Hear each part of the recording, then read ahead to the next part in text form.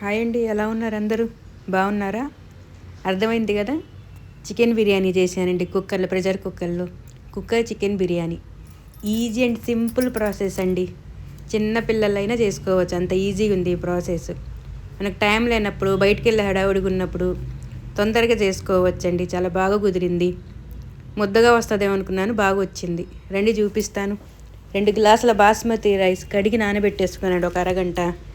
ఇది అరకిలో చికెన్ తీసుకొని క్లీన్ చేసేసుకొని ఉప్పు, పసుపు, నిమ్మరసం కలిపి ఒక అరగంట ఫ్రిడ్జ్లో పెట్టుకున్నానండి. కుక్కర్ పెట్టేసుకొని నేను నెయ్యి, ఆయిల్ 2 కలిపి తీసుకుంటానండి. కొంచెం ఆయిల్ హీట్ అయిన తర్వాత హోల్ గరం మసాలా మొత్తం తీసుకోవాలండి. హోల్ గరం మసాలా మొత్తం తీసేసుకున్నాను. ఇది చెక్క, లవంగ, సాజీరా, బిర్యానీ ఆకు, మరాఠీ మొగ్గ అన్నీ తీసుకొని ఫ్రై చేసుకోవాలి. అవన్నీ కొంచెం ఫ్రై అయిన తర్వాత ఆనియన్ నిలువుగా కట్ చేసి వేసేసుకున్నానండి. ఇది కూడా కొంచెం బ్రౌన్ కలర్ వచ్చే వరకు ఫ్రై చేసేసుకోవాలి. చూడండి, ఇది ఫ్రై అయిన తర్వాత 2 పచ్చిమిర్చి తీసుకున్నానండి. 2 పచ్చిమిర్చి నిలువుగా కట్ చేసి వేసేసుకోవాలి.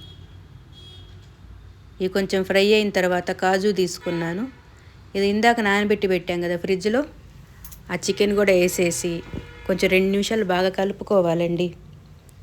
ఆనియన్, ఆయిల్, ఘీ మొత్తం చికెన్కు పట్టేలాగా 2 నిమిషాలు కలుపుకొని అల్లం వెల్లుల్లి పేస్టు, కొబ్బరి పేస్టు, 2 టమాటాలు ఇవన్నీ వేసి ఒక 10 నిమిషాలు ఉడకబెట్టానండి.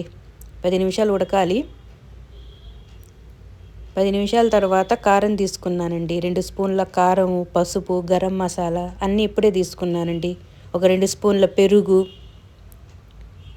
ఇవన్నీ ఇప్పుడే తీసుకొని కలిపేసుకోవాలండి. ఇంకా వాటర్ ఏం అవసరం ఉండదు, చికెన్లోనే మనకు వాటర్ వస్తుంది కాబట్టి సరిపోతుంది.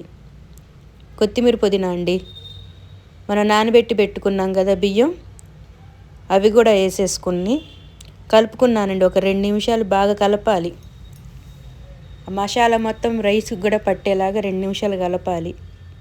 ఇంకా దీనికి విడిగా కర్రీ ఏం అవసరం ఉండదండి, ఇదే సరిపోతుంది. నేను బిర్యానీ అంటే హంగామా చేసేసుకునేదాన్ని. రైస్ పెట్టేసుకొని విడిగా, కర్రీ విడిగా చేసేసుకొని దమ్ పెట్టేసుకొని, ఆ ప్రాసెస్ ఏం లేకుండా సింపుల్ ప్రాసెస్ అండి.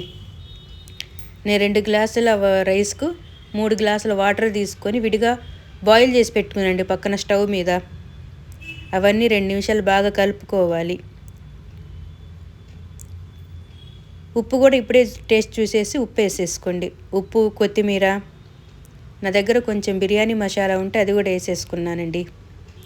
అవన్నీ కలిపేసి కుక్కర్ పెట్టేసుకోవాలి.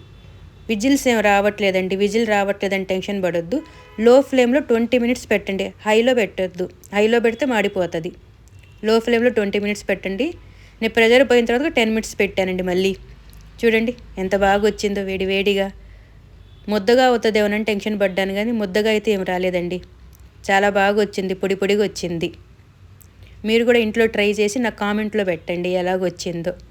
నా వీడియో మీకు నచ్చితే లైక్ చేసి, షేర్ చేసి, సబ్స్క్రైబ్ చేయండి. థ్యాంక్స్.